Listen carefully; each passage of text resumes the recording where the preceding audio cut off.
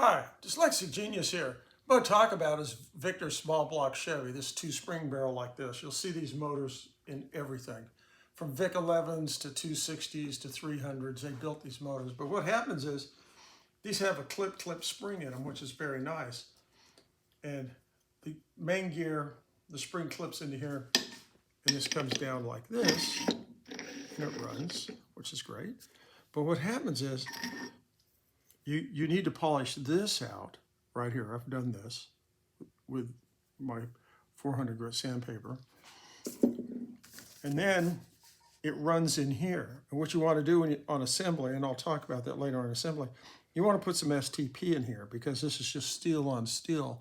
And they literally gall out. And this, what I'm talking about is, you see the shininess right here on the edge? Yeah. Yeah, that's galling.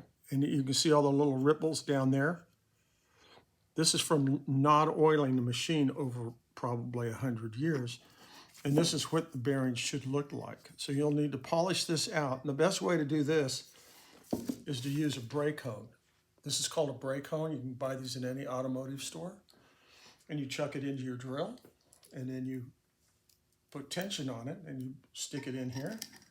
And you just run it up and down, and you use a little like WD-40, a little lubricant while you're doing it, or sewing machine oil, and you run it back and forth, and you pull it out, you wipe it out with a towel, and you keep checking till it's smooth, and you've gotten rid of the high parts and the burrs in here. Then you polish this out. Then on assembly, use STP, pop this in, and it'll run smoothly because this is a tight fit in here when you have the gears in.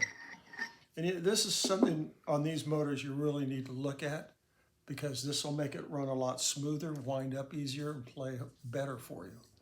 And that's my tip for the day.